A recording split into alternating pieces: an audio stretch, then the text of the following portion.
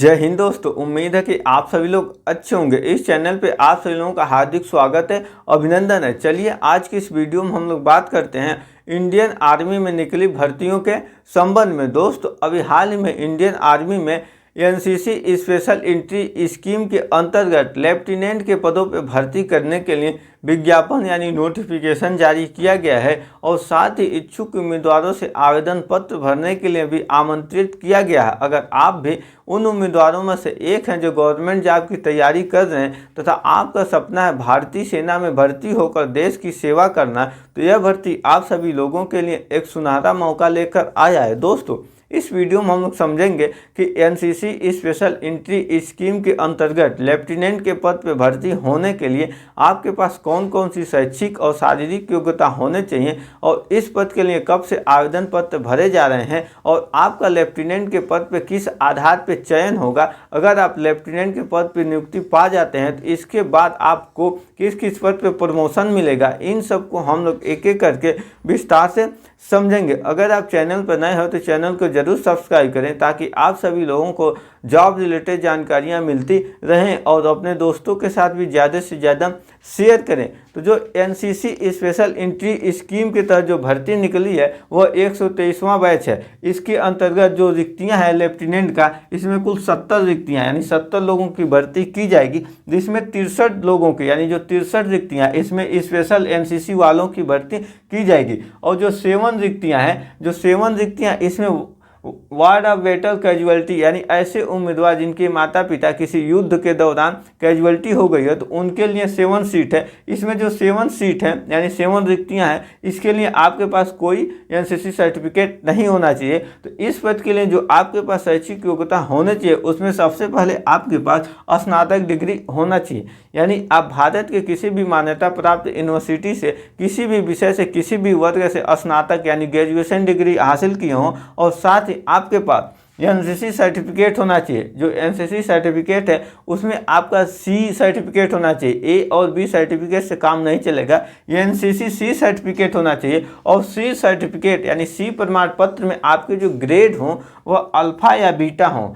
C grade यानी gamma grade से नहीं काम चलेगा, अल्फा या बीटा ग्रेड होने चाहिए, तभी जाकर आप इस पद के लिए आवेदन कर सकते हैं। जिसके लिए आपकी जो मिनिमम उम्र है वह 19 साल होनी चाहिए और जो मैक्सिमम उम्र है वह 25 साल होनी चाहिए। दोस्तों भारतीय सेना में उम्र सीमा में कोई भी छूट नहीं दिया जाता है, केवल एक ही उम्र रहता है। तो 19 से 25 के बीच आप आवेदन कर सकते हैं, जिसके लिए आपकी जो फिजिकल स्टैंडर्ड यानी जो शारीरिक योग्यता होने चाहिए उसमें 2.4 किमी यानी 2400 मीटर आपको 10 मिनट 30 सेकंड में दौड़ना होगा। इसके अंदर ही आपको 2400 मीटर यानी लगभग 2.5 किलोमीटर की दौड़ पूरी करनी होगी। 2.4 है, 100 मीटर ही कम है 2.5 किलोमीटर में। 2400 मीटर आपको 10 मिनट 30 सेकंड में दौड़ना होगा। इसके साथ ही पुशअप लगाना होगा, 30 पुशअप लगाना होगा, पुलअप 40 पुलअप लगाना होगा, सीटअप में 6 सीटअप लगाना होगा, स्क्वाट में आपको 30 का 2 सेट लगाना होगा, 30 का 2 सेट यानी 2 बार 30 का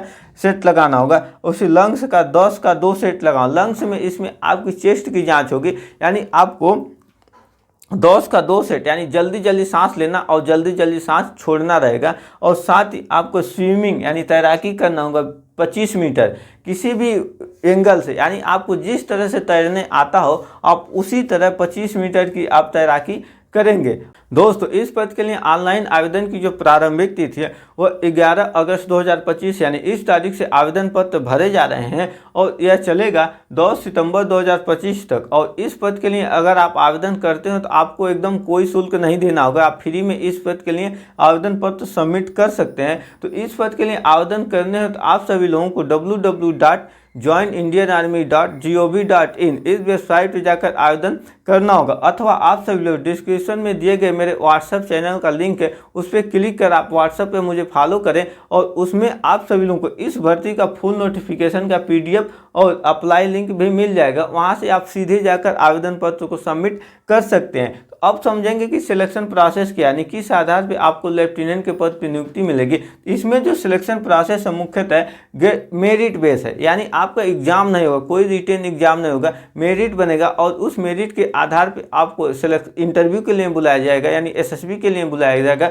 और उसके बाद आपका मेडिकल टेस्ट होगा और फिर फाइनल मेरिट लिस्ट आएगा और उसी के आधार पे आपको नियुक्ति प्रदान कर दी जाएगी। तो देखते हैं कि किस आधार पे आपको इंटरव्यू के लिए बुलाया जाएगा, यानी कितने नंबर के अनुसार आपको इंटरव्यू पे बुलाया जाएगा। इसमें जो आपका ग्रेजुएशन है और जो एनसीसी सर्टिफिकेट है, इन्हीं दोनों के आधार पे आपको एसएसबी के लिए बुलाया जाएगा। तो अगर आपका एनसीसी सी सर्टिफिकेट है और उसमें आपका अल्फा यानी अल्फा यानी ए ग्रेड है और बीटा है, तो ए ग्रेड के लिए आपको 50 नंबर मिलेंगे और बी ग्रेड के लिए आपको 25 यानी बीटा ग्रेड के लिए आपको 25 अंक मिलेंगे। इसी तरह आप जो स्नातक डिग्री है उसमें जो आपके नंबर हैं, अगर आपके नंबर 60% है, 60% से कम है तो आपको कोई भी अंक नहीं मिलेगा, परंतु 60% से अधिक और 64.99% आपके अंक हैं तो आपको 5 अंक मिलेगा। इसी तरह 65 से 69.99 के बीच में अगर आपके ग्रेजुएशन में परसेंटेज है तो आपको 10 अंक मिलेगा। अगर आपके जो परसेंटेज है स्नातक में 70 से 74.99 के बीच में है तो आपको 20 नंबर मिलेगा और 75 से 79.99 के बीच में है तो आपको 30 अंक मिलेगा और 80 से 89 के बीच में है तो आपको 40 अंक मिलेगा और 90 से 100 के बीच में आपके स्नातक में जो नंबर हैं तो आपको फुल यानी 50 अंक मिलेगा। तो जो स्नातक में आपका परसेंटेज है उसके आधार पे और जो एनसीसी में आपके ग्रेड है, इन दोनों के आधार पे मेरिट लिस्ट यानी मेरिट लिस्ट तैयार किया जाएगा। अगर आपका उस मेरिट में नाम आ जाता है तो आप सभी लोगों को एसएसबी के लिए बुलाया जाएगा, यानी आपका इंटरव्यू के लिए कॉल लेटर जारी हो जाएगा, एडमिट कार्ड, जो आप सभी लोगों को इसके ऑफिशियल वेबसाइट पे, ज्वाइन इंडियन आर्मी के ऑफिशियल वेबसाइट पे समय समय पे या ईमेल पे आपको मिलेगा। तो वहाँ से आप सभी लोग एडमिट कार्ड डाउनलोड कर और एसएसबी जिस सेंटर पे आपका एसएसबी होगा वहाँ आपको जाना होगा और वहाँ आपका इंटरव्यू चलेगा। इंटरव्यू में अगर आप सफल हो जाते हैं तो आपका मेडिकल टेस्ट होगा और मेडिकल टेस्ट होने के बाद फाइनल मेरिट लिस्ट के आधार पे आप सभी लोगों को इंडियन आर्मी में लेफ्टिनेंट के पद पे नियुक्ति प्रदान कर दी जाएगी, जिसके बाद आपका 49 वीक का ट्रेनिंग होगा। 49 वीक का जो प्रशिक्षण होगा वो OTA यानी ऑफिसर ट्रेनिंग एकेडमी चेन्नई में होगा। वहाँ आपको 49 सप्ताह प्रशिक्षण दिया जाएगा। उसके बाद आपका पासिंग आउट होगा और पासिंग आउट होने के बाद आप सभी लोगों को अस्थायी रूप से इंडियन आर्मी में कमीशन प्रदान कर दी जाएगी।